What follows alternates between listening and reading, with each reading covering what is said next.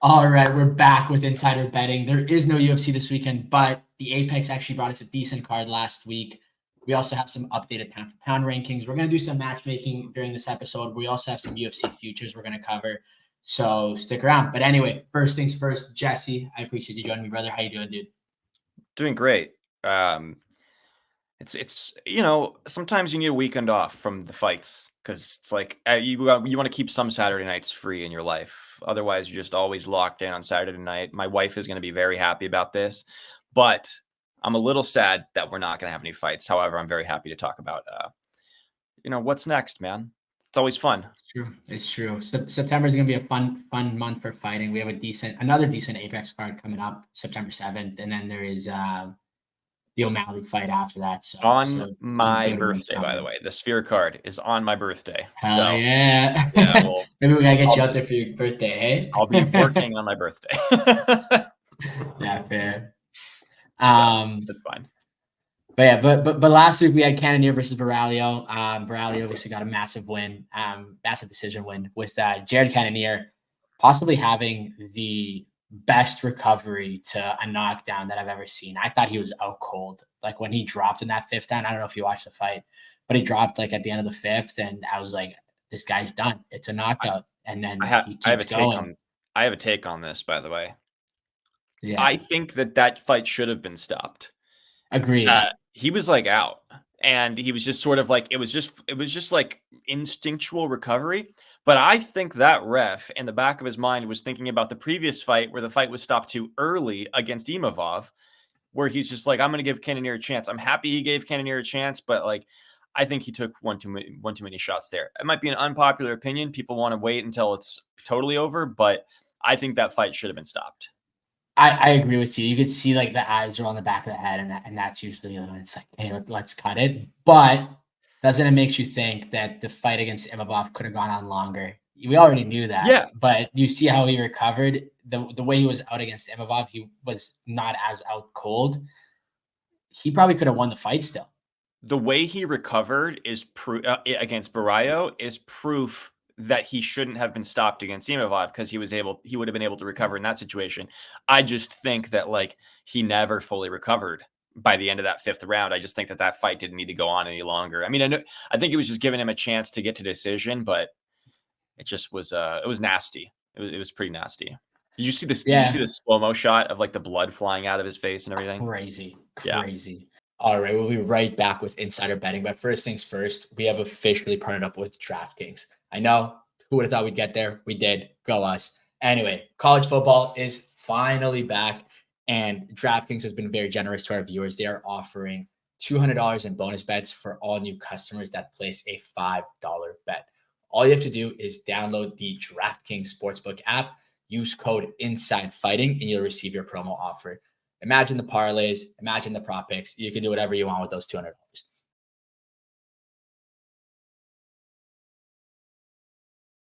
Yeah. Yeah, it's kind of crazy how the cards play out for certain fighters. If he didn't get stopped versus Imavov, probably would have gone a title fight right after, or at least a title contention fight. But fight was stopped. Now he's on a 2-fight losing streak, and no hopes of anything in terms of like a championship fight. Yeah. So it's I think crazy it's how one wrong decision can I think it's done affect you in for that Jared sense. Cannonier. Yeah, but Baraglio's on the rise. I saw him. Well, first he called out DDP, which I thought was ridiculous.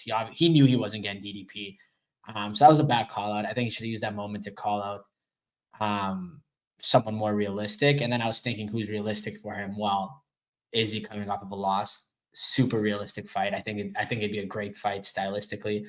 Um, I saw some shouts, I think, for Paulo Costa potentially, but I was looking at Imavov and thinking that'd be a great matchup as well. Two guys who beat Cannonier, let them fight. They're number 4, number 5 in the rankings, and then winner gets title shot after Whitaker, in theory. But yeah.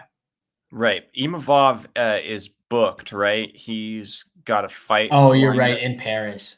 against Allen. So I guess you could do the winner of that fight versus Barayo for a title shot. I think that might make some sense because that's maybe like I think that's a good enough gap. That might make some sense. It's Yeah. tough because then you'd be, what is that? That's the 4th ranked guy versus the 7th ranked guy. It makes more sense if it's Imavov versus Barayo, I guess, just based on rankings. Yeah. But I don't know. I think both Yeah. those guys, That's I think that right hindsight. now you have a log jam at the top of guys that could fight for title. Like if Whitaker beats Hamzat, Whitaker has a claim to it. Hamzat beats Whitaker, Hamzat has a claim to it. Strickland is already guaranteed the shot. Izzy could beat anybody and then get another shot. It's kind of a mess up there. It's tough to crack that top 5 and really get the next title shot. So it's Yeah. normally the hot ticket that gets it. And I would think that Barayo maybe has like a little bit of an edge just because he's like the hot new name on the scene. So Yeah, especially with like the fight nerds thing he's got going on branding wise. It sells the yeah, fights. Yeah, exactly. I guess there's a lot that has to happen for us to be able to tell, right? Because again, Whitaker beats Hamzat. He fights for the title. Hamza beats Whitaker. I don't think Hamza gets a title shot. I think he can like shout for it, but it'll be definitely a title contention fight. And that's where he probably gets matched up against a guy like Baraglio, right? He'd probably be behind him in the rankings if he were to be Whitaker, but still a good matchup, Yeah. right? But other guy on that UFC Apex card who got a pretty nice knockout, Michael Morales. He's on a 12 fight win streak, I believe. Yeah. Or no, sorry. Something like that. But he's 5-0 in the UFC. He's got 12 knockouts total, and he broke into the top 15 of the welterweight rankings, coming in at number 12. I saw 2 decent matchups. One, I think Jack Della Maddalena would be a decent one. They both have 12 knockouts. Jack's 7-0. Jack's higher than him in the rankings. I think a win for either guy probably puts them into that title contention spot, right? Even though Jack, I think, is like arguably there because he's ranked decently high at the moment. He's ranked number 4th in the welterweight division. But there's still that Shavkat fight that's probably going to happen against Bilal, right? And then I saw Ian Gary could be another decent matchup. I was thinking as well, because I thought stylistically it'd be like 2 kind of different styles, and UFC kind of likes doing that, I find. Yeah. I really want to see Ian Gary versus Colby Covington. I feel like that storyline is there. It's like it's a naturally like built-in storyline. I really feel like you could headline a fight night with that. You probably want to put it on a pay-per-view though. So, it would be like a co-main event type of thing. I feel like that's a really good fight for Ian Gary. I'm going to throw one out there that might be like a little bit absurd, but if they really believe in this kid potentially becoming champion, like, what are you doing with Kamaru Usman here? Like, is Usman actually going to fight Bilal Muhammad? I don't know what their plans are for Kamaru, because he just fought at 185 against Hamzat, gave him a pretty good fight, and now he's going back down to 170. I mean, there's obviously a lot of options for Usman. Usman is a legend. You want to put him up against big names, but that seems like a Benoit Saint-Denis versus Dustin Poirier type of situation potentially, where if Usman wants another title shot, I wonder if the UFC is going to say, hey, we're going to give it to you, but you have to beat like the guy that's the hungry kid, the hungry guy, the former Usman. You know what I mean? Like when you were a hungry contender, you got to beat that kid to get your title shot again. Because, he hasn't beaten anybody since losing to Leon at 170. And I think he's going to have to do it just based on like the way things play out, because Shavkat's getting a title shot most likely. Then you got Ian Gary, you got Jack Della Maddalena. These guys are all coming for a title shot. I wonder if they're going to put Usman maybe against JDM. That might make some sense. Usman versus Jack Della Maddalena. But I don't know. If they really believe in Michael Morales, I would consider like a big leap for him, or he's just going to end up fighting a guy like, let's look at the list here. Gilbert Burns is booked. Jeff Neal, Michael Morales versus Jeff Neal. That might make some sense. Maybe like baby steps for him. It could, because I guess his first real fight was like Neil Magny, right? So that's it's a big jump to go into like those top 5 guys. Yeah. When you that's why it's like you either do baby step or you really take a big leap. There's really like nothing in between those two. I like your Usman shot. Yeah, I like your Usman shot. It's like but it's like an opportunity for like one guy to prove himself and the other guy to like reprove himself, you know. And I think it worked really well with Dustin Poirier, and Benoit Saint Denis there. So I think that'd be a great matchup for them, honestly.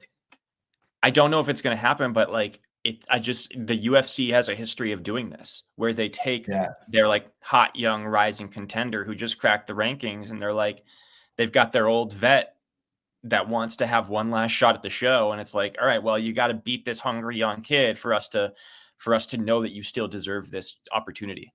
And if he beats Michael Morales, it's like, hey, yeah, let's give Usman versus yeah, the winner of Shavkat versus Bilal. You know, why not? yeah. I agree with you. I like the young prospect versus the vet, right? I do think this is off topic, kind of on topic, but Ian Gary holding out for Colby Covington seemed, although it'd be a great matchup, although it'd be a great storyline, it'd be a great fight. Feels like one of those like Michael Chandler, Conor McGregor moments, you Pipe know, where dream. it's like, Yeah. yeah, it's just like what like waiting for Colby. He might fight again, he might not fight again. He doesn't really have much going for him at the moment. Like it's just more of a storyline fight, but That yeah, might be why the fight wasn't made to begin with, because they were like chirping back and forth online. It seemed like it was going to happen, and then just nothing materialized. Next thing you know, he's fighting Michael Venom Page. So yeah, we'll see. yeah. I feel that. I feel that. Um, New power rankings came out as well, which I thought were interesting. I made a TikTok last week saying how I thought DDP should be ranked higher than Bilal Muhammad, based on the recent wins. I thought he faced higher caliber fighters, and that his wins were more worthy of Bilal's recent wins. Surprise, surprise. New pound for pound ranking came out this morning, or sorry, a couple days ago, actually, at this point.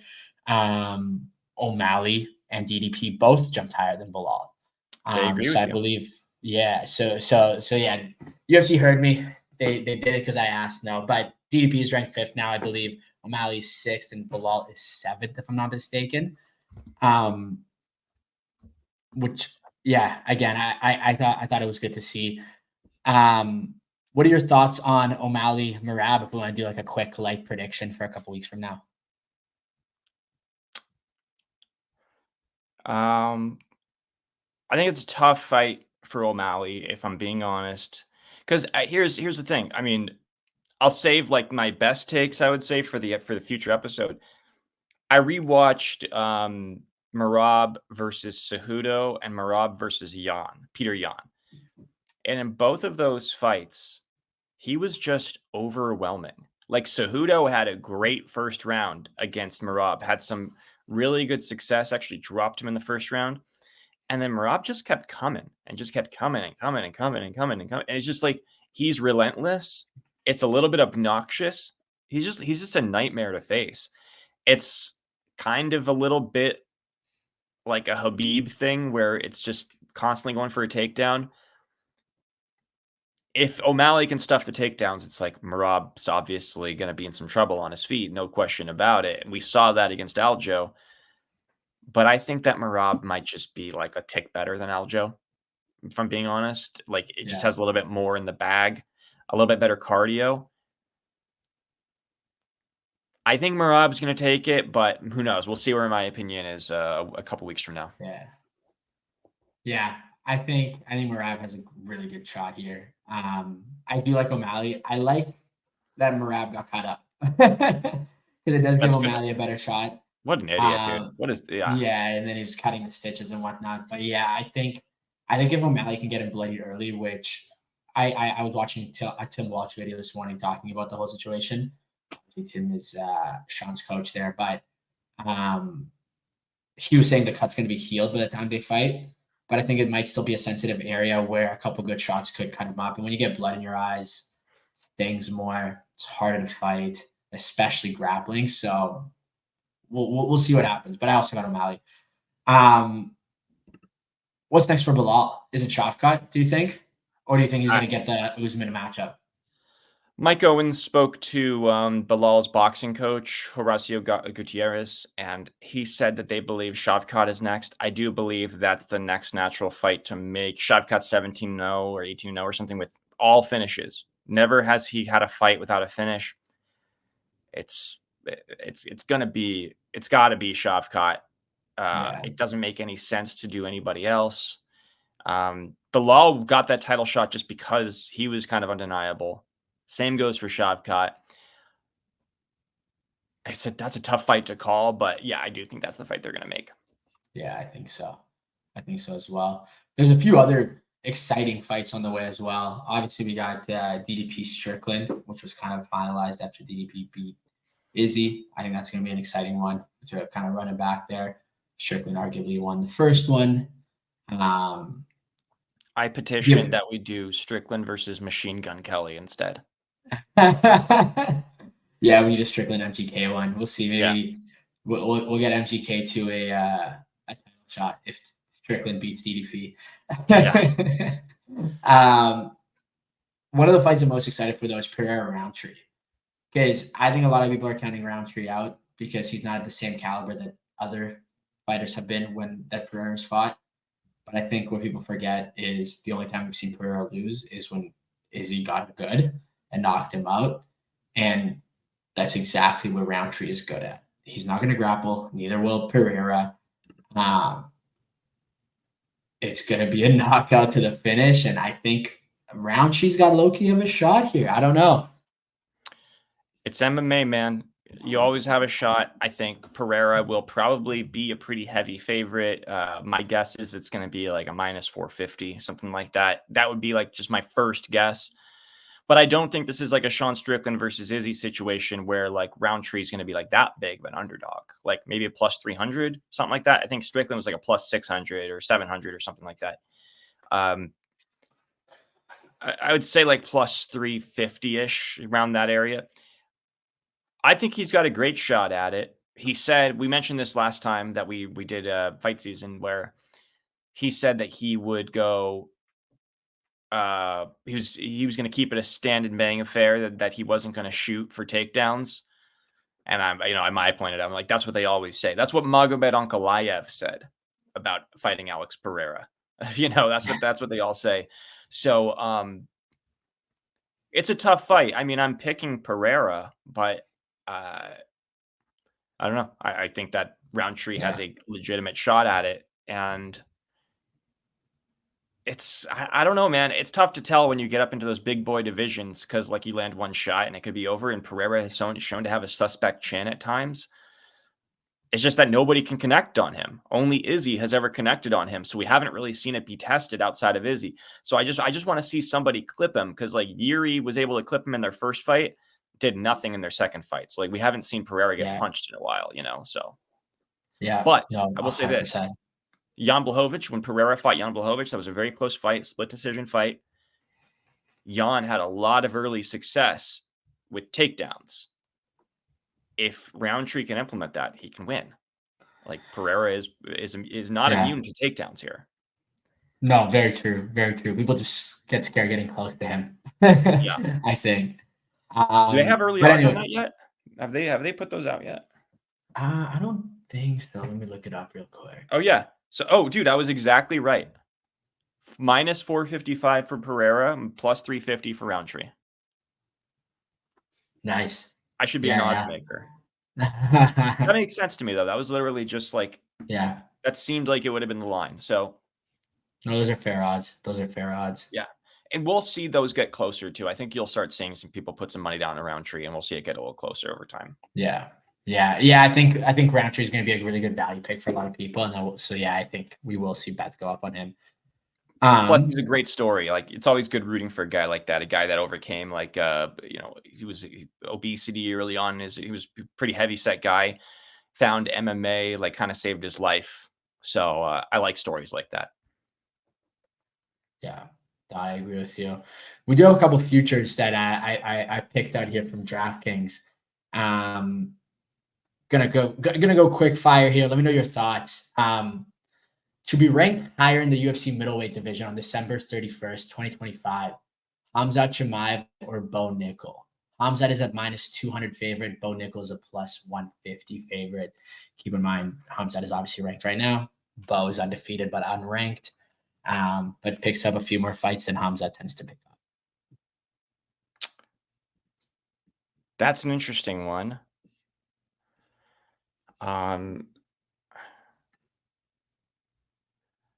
I would say Hamzat just because he's going to be fighting in that top 5 his next few fights. But like Hamzat might be the champion by that time too. But like Bo Nickel has a chance of being champion. I mean, there are long shot bets about who's going to be the champion at middleweight too. I don't know. Were you going to go over those? Yeah. We'll save those for last there. Okay, so I'll say Hamzat. I think that makes more sense just because he's going to get his next few fights like in the top 5. So it's just I think that's more likely, but it's close though because Bo Nickel's just 2 fights away from like really getting jumped up here. Yeah, I think that after the Whitaker fight, I don't want to say there's a low chance because it's ridiculous to assume there's a low chance, but like there is a chance we don't see Hamzat fight in 2025, just like the way how things have been with him. 100%. So he beats Whitaker, let's say, probably jumps into the top, well, definitely jumps into the top 5 of the division. And so Bo would have to outwork that, and I don't think he will in that time frame. So I'd probably go with Hamzat here as well to be ranked higher. I got Payton Talbot. Fight, by the way, the UFC wants to make Nickel versus Hamzat one day. So for sure. Payton Talbot, Raul Rosas Jr., who's going to be ranked higher in the bantamweight division. Talbot is a minus 280 favorite. Rosas Jr. is a plus 200 favorite. I'll take Rosas. I like the odds on that. I like the odds on Rosas. I like Payton Talbot a lot, but I just think that if you're going grappler versus striker, I think Rosas has shown some holes for sure, but he's made some significant strides. Yeah, Payton Talbot's so much older. Yeah, Talbot. I want to take the value on Rosas. I think it's good value to take. But Rosas is so young. He has so much time on his side. They're not going to rush him. Yeah. They're not going to rush him into like a ranked fight in the next like 6 months. I think he's probably a few fights away from that. Yeah, I think it really just comes down to who's going to fight more. If Rosas has like 3, maybe 4 fights in this time, he's probably going to be ranked higher. Talbot only needs probably 2 or 3 fights to remain and like obviously win all of them to remain higher than Raul there. So that's kind of plus how old I don't see Raul Rosas fighting 4 times. Talbot's like 26. Yeah, so he's 25. Yeah, I mean, Rosas is 19. Like they have no reason to rush him into a ranked fight. Against like? Let's look at the UFC bantamweight rankings. What is he going to be like? Maybe against like Montel Jackson, or he's not going to fight Kyler Phillips. That's his buddy. Like maybe Mario Bautista. They could put him up against. Like other than that, then you're looking at in the top 10: Jose Aldo, Rob Font, Song Yadong, Marlon Vera, Cejudo, Figueiredo. Like these are some fucking killers at bantamweight, dude. It's most stacked division in all of UFC. It's going to be really tough for him to be ranked in the next year. Just like based on where but I mean, ranking hasn't really evolved. I think Talbot has a much better chance of being ranked. I agree, but you do have to look at some of these some guys in the top 10 here and ask like, will they even be in the top 10? Like I don't know, midway through next year, right? Like Song Yadong takes 1 more loss, he's dropping down. Rob Font, same thing.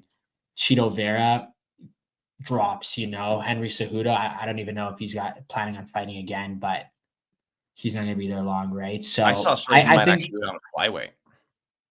Oh, really? Interesting. Yeah, I mean, that's yeah. So I do think there's like potential. Like I think they're probably both 2 fights away from like fighting a ranked guy. Payton potentially just a 1, but we'll see what happens. Next feature we got here, to be ranked higher in the featherweight division: Aljamain Sterling or Diego Lopez. Minus 175 for Aljo and plus 130 for Lopez. What is Mofsar ranked right now? Mofsar is 6th. Ortega's 3rd. I'm going to put my money on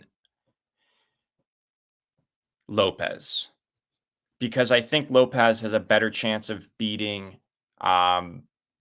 of beating Ortega than Aljo has of beating Mavsar. I just think that those two fight styles really offset each other, where I think Lopez is going to cause a lot of problems for Ortega on the feet. So I will agree. say Lopez. I actually think this is an unbelievably valuable bet because I think Mavsvar beats. I think Evloev beats Aljo. I think that's fair. Undefeated. Aljo, I think, is coming on his downwind there, and then I do think Lopez beats Ortega, and just that would rank Lopez higher than Aljo. And I see Lopez continue winning. I don't see Aljo picking it back up and outdoing Lopez unless there's a situation where Aljo loses, Lopez wins, and then maybe they do something there. But I don't think so. Yeah. And you have to also consider, like, I think Aljo could absolutely beat Mavsar. The problem is for Aljo is like the UFC doesn't want to see him become champion again. They just went through No. that. They didn't even give him an interview at UFC 300. They've kind of done Aljo a little bit dirty, I got to be honest, since his championship run. I don't think they want him to really get another title shot, if I'm being perfectly honest Yeah, here. I don't think so. And they love Diego Lopez. I just think that like his fight style, you know, how beloved he is in Brazil, it's Lopez. That's really good value. Yeah, I agree. Okay, I got 3 quick fire questions. They're just yes or no's, and then I'll tell you what the odds are for each one. Jairzinho Rosenstruck, top 5 by the end of 2025. Yes or no? I would put a sprinkle on it because the odds are insane. I would definitely sprinkle it because I do think there's a chance it could happen. I just think he would lose to Pavlovich. I think he would lose to Volkov. I think he would lose to Blades. So and I think he would lose to Gon. You know what I mean? So that's the problem that I'm having. I think that's where you and I are separate. I think he beats Blades. And I think that's the fight to make because I don't see him fighting until 2025 because he just beat Ty. And then if he fights early-ish 2025, if he might only get 1 fight in, if he beats Blades, he's in the top 5. But that's the only way he moves up. If he fights anybody else in the top 5, I don't think so. Yeah, I don't think it's going to happen, but I would still bet on it because the odds are so good. Yeah. Does that make sense? Yeah. Yeah. A no is minus 650, by the way, and a yes is plus 390. So yeah, really good odds there. Chase Hooper, top 15. What are the odds on that? No is minus 120. Yes is minus 110. So it's even odds. Yeah, I'll say yes. I think because I'm looking at. Let me see. I really like the way his striking looked in his last fight against. He fought Vladislav or whatever that dude's name is. Vladislav. Yeah. Who just had an awesome fight at the Apex card over the weekend. Like Rafael Dos Anjos, I think is going to probably be out of the rankings soon. Ooh, yeah. Man, lightweight is stacked. Lightweight stacked. like RDA and Jalen Turner are his only chances of making it to the top 15. Then I'm gonna say no. I now that I'm thinking about this a little bit because there are other rising contenders. I don't know. Fuck. Who is like right there on the outskirts here? Like what other names do we have right on the outskirts of lightweight? That's what I would need to see. Well, you got Paddy Pimblett at 15. And right, but I need to see like who are the guys that are like gonna get a ranked fight next, you know? By the end of 2025. It's very razor thin here. That's why the odds are so close. I say no. Yeah. Paddy Pimblett, is he going to remain in the top 15? Yes, because I think they're going to give him. I think they're going to give him it once because Benoit Saint-Denis I think is going to beat Renato Moicano, and then I think Moicano is going to fight Paddy Pimblett. I think Paddy Pimblett beats Moicano. So I think Paddy Pimblett will be. You're saying just still be ranked? Yeah. It's just to be in the top 15 by the end of next year. Yeah, because I think he'll fight Moicano. I think that'll like give him some time in the rankings because I think he'll beat Moicano. I think that's a fight they want to make. So I would say yes. Interesting. That'd be an interesting fight to make, him versus Moicano. Moicano is one of the fight nerds, right? He's been pretty hot recently. If Moicano beats Saint Denis, then that fight probably doesn't happen for a while because Moicano would jump the line for a potential title shot if that's the case. So, Maybe not, actually. Maybe not. 11 versus 12, no. Yeah, because like I don't think Patty beats Benoit. I think they want to make Moicano. So those rankings would just swap. I'll say yes, because then I think Patty would take his ranking. Yeah. I still think they actually make that fight. Now that I'm thinking about it, I still think they'll do Moicano versus Pimblett, even if he wins against Saint Denis. I feel like they might be building up Patty a little slower than other guys. They Like he's are, got but the he's fight already in against the Bobby. rankings. But do you think he gets like a hard top 10 fight next? Because that's what it would be if Moicano wins against. No, but I think that like I think you're right. They're going to build him up slowly. They probably want to give him like another year of build up before they would get him into like title contention. But I still think that like even if he fights a guy that's not in the rankings next, right? He's going to hold on to his ranking if he wins. And I think Yeah. he'll beat anybody out of the rankings. He might be like a gatekeeper type of fighter though. You know what I mean? Like Yeah. Paddy Pimblett might turn into the next Neil Magny of the lightweights, just a guy that's really good at grappling who just holds a ranking, but like never really does much else. Yeah. Do you think a Beneil Dariush matchup is out of the question, considering that Dariush is coming off of a loss? I think that's a great matchup. I could see Patty winning like 4 fights out of the top 15. I can see him beating RDA. I think he could out grapple. I think he could out grapple Moicano. I think he could beat Dariush. I think he could maybe beat Jalen Turner. Like right now, as it stands, I think those are like the 4 that I would pick. So, yeah. But I like Dariush. But that's a big one though. That's a big jump. That puts him into 7, and then it's like then he has to fight the top 5 or 6 guys. Like you said, the UFC might not want to do that yet. Yeah. It's an interesting call out to say Patty's gonna be the next gatekeeper. I haven't heard somebody say that yet. Yeah, I'm just saying it's so early to call him out for that. It is. No, it's very early. I'm just saying in terms of like if we don't believe that he's going to be good enough to become a champion, but he's good enough to be ranked, then that's who he's going to be. So, but yeah, it might be a little early to be calling Patty Pimblett a gatekeeper. Yeah, but I see what you're saying. That's a hot take, bro. Like, it is, but it's also like when you look at Patty, you're not like, wow, this guy's going to be like a killer UFC champion and he's going to run with it for many years. You're like, you look at Patty and you're like, the kid's good. He's probably going to get a title fight at one point. He's going to get there. Odds are, if it's against someone like Islam, he loses. And then that's it, right? And then he starts kind of doing that gatekeeper stuff. So it's like looking very far into the future, but it's not like it's a hot take right now. I don't think it's that far-fetched. Yeah, it's like it's not just who he's beat, but it's how he's beat them, sort of thing. I mean, like he beat Luigi Vendramini. That was like his big knockout on an Apex card a while back. And he got cracked in that first round against a guy that's like a journeyman. He's not like a great fighter. He gets the big fight against Jared Gordon, barely beats him. People thought that he lost that fight. I think he did lose that fight. And then his 2 wins since have been against 2 guys that are probably retiring soon, Bobby Green and Tony Ferguson. So it's like, shit, man, we don't really know yet. The jury's still out on this guy. But I think he's good enough to beat a few of those guys in the top 15. Yeah, I agree. Okay, last 2 questions for you, so we can wrap this up. I feel like we've been going on a minute. Yep, sorry. No, you're good. UFC heavyweight champion, end of 2025. Who are we looking at? You got John Jones minus 165, Tom Aspinall plus 200, Jailton Almeida plus 500, Alex Pereira plus 600, and then you have Gane, Blades, and Volkov at plus 1,000, plus 1,400, and plus 2,000. I know it's a lot of numbers. The question is who's going to be champion end of next year in the heavyweight division.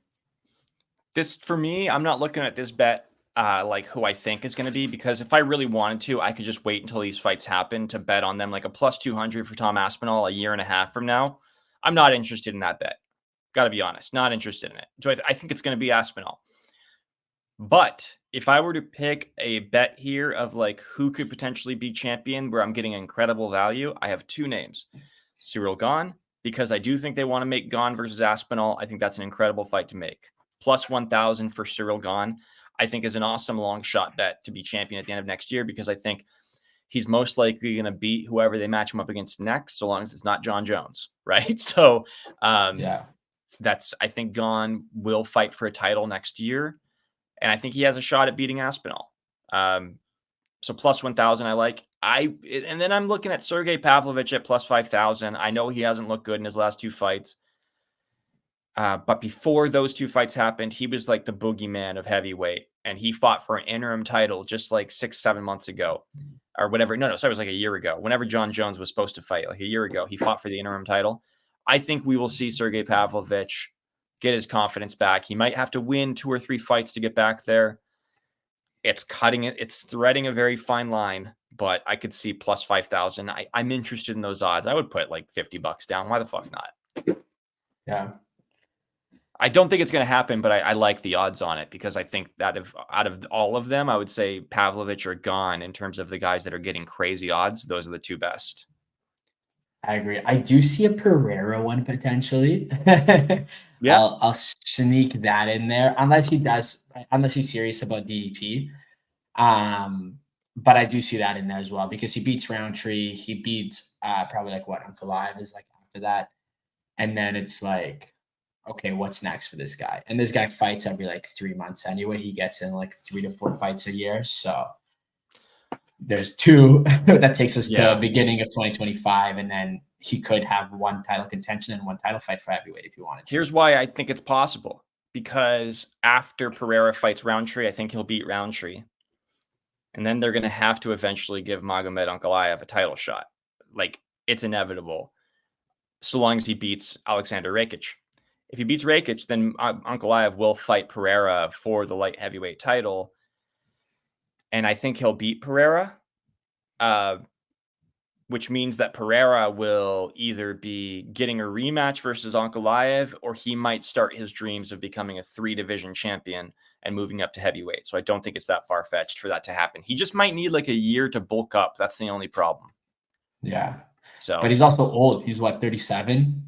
37. This is where it's time to start moving up weight classes. So, yeah. I don't see him taking a year to bulk up, but I agree with you. I see what you're saying. Yeah, I mean, John Jones took 3 years to bulk up. So Alex Pereira, I don't even think you're right. He loves to be active. He'll get back in there. But I'm just saying, like, it'd be dangerous to rush into heavyweight. I mean, that's like a 30-pound weight difference. Between light heavyweight and heavyweight. That's a big gap. So I agree. I think what he'll do is he'll probably take like an easier heavyweight fight, and that'd be like midway through his bulk. And by the time he's fighting for a title fight, he would be hoping to be at the end of his bulk, which would probably be like a year time. Because I don't see him going to a title fight right away, right? But I could see him fighting anyone in the top 10 of the heavyweight division.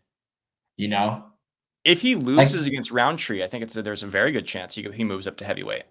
Yeah, that Jairzinho shout wouldn't be crazy for heavyweight, if Jairzinho takes it. Right. But that'd be an interesting fight, right? You have like an up-and-comer in this division, and then you have someone who's dominated 2 divisions already, give him a third. Anyway, last question, and we're wrapping it up. Featherweight division, same question. Who's going to be champion end of 2025? You got Topuria minus 135, Holloway plus 300, Evloev plus 550, Aljo plus 850, Diego Lopez plus 1,500, and then you got a few other people in there, but I won't name everyone. What are your thoughts there? I love Diego Lopez at plus 1,500. I think that's an awesome bet. I would love to see Diego Lopez versus Ilia Topuria. I think that would be an insane fight. I would hope they would maybe do that fight in Spain.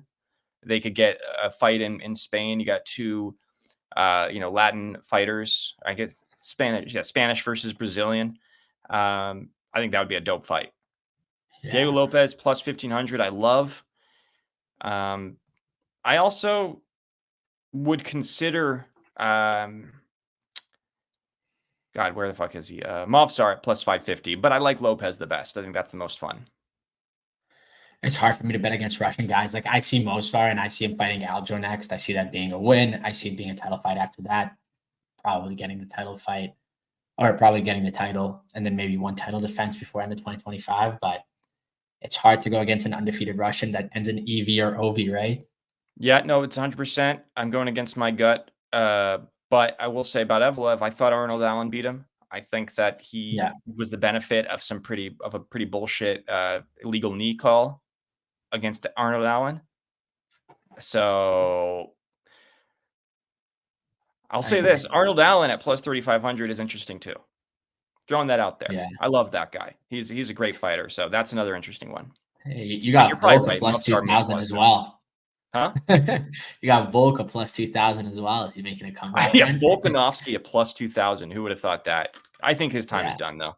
I think so too. Anyways, that's been an episode of Insider Betting. Next week, we got the Burns and Brady card. It's going to be exciting, but we'll talk about that next week. And I appreciate you joining me, Jesse.